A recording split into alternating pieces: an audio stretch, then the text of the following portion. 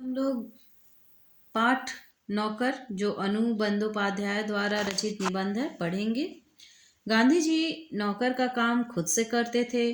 आश्रम में गांधी जी आटा चक्की पर स्वयं पीसते थे। उन्हें बाहरी लोगों के सामने भी शारीरिक मेहनत करने में शर्म अनुभव नहीं होती थी। एक बार कॉलेज के कुछ छात्र गांधी जी से मिलने आए और उनसे कुछ सेवा करने के लिए कहने लगे। गांधी जी ने उन छात्रों को भी गेहूं साफ करने दिया। वे 1 घंटे में ही इस कार्य को करने से थक गए और गांधी जी से विदा लेकर चले गए। गांधी जी ने कुछ वर्षों तक आश्रम में भंडार का काम भी संभाला था। उन्हें सब्जी, फल और अनाज के पौष्टिक गुणों का ज्ञान था। गांधी जी आश्रम वासियों को स्वयं भोजन परोसते थे, जिस कारण उन लोगों को बेस्वाद उबली हुई सब्जियां बिना शिकायत किए खानी पड़ती थी। उन्हें चमकते हुए बर्तन पसंद थे। गांधी जी आश्रम में चक्की पीसने और कुएं से पानी निकालने का काम रोज करते थे। उन्हें यह काम पसंद नहीं था कि जब तक शरीर में बिल्कुल लाचारी न हो तब तक कोई उनका काम करे। उनमें हर प्रकार का काम करने की अद्भुत क्षमता तथा शक्ति थी। दक्षिण अफ्रीका में बोअर युद्ध के दौरान उन्होंने घायलों को स्ट्रेचर पर लादकर 25-25 मील तक ढोया था। एक बार किसी तालाब की भराई का काम चल रहा था। उनके साथी वहां पर काम कर रहे थे। उन्होंने लौटकर देखा कि गांधी जी ने उन लोगों के नाश्ते के लिए फल आदि तैयार करके रखे हुए थे। एक बार दक्षिण अफ्रीका में रहने वाले भारतीयों की मांगों को लेकर गांधी जी लंदन गए। वहां भारतीय छात्रों ने उन्हें शाकाहारी भोज के लिए आमंत्रित किया। वे लोग स्वयं गांधी जी के लिए भोजन बनाने लगे।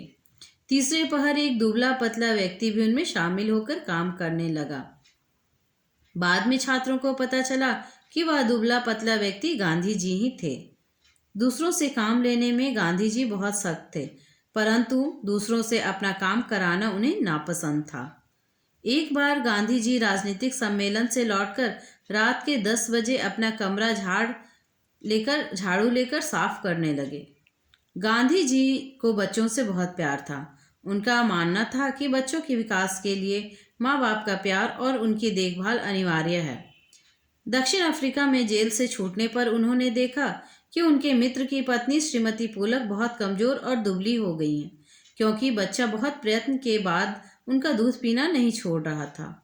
गांधी जी ने 1 महीने तक बच्चे को अपने पास सुलाया। रात के लिए वे अपनी चारपाई के पास पानी रख कर सोते थे। यदि बच्चे को प्यास लगती तो वे पानी पिला देते। आधे महीने तक माँ से अलग सोने पर बच्चे ने माँ का दूध पीना छोड़ दिया। गांधी जी अपने से बड़ों का आदर करते थे। दक्षिण अफ्रीका में गोखले जी गांधी जी के साथ ठहरे थे। गांधी जी उनके सभी काम स्वयं करते।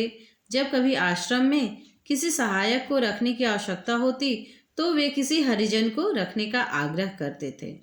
उनके अनुसार नौकरों को हमें वेतनभोगी मजदूर नहीं बल्कि अपने भाई के समान मानना चाहिए।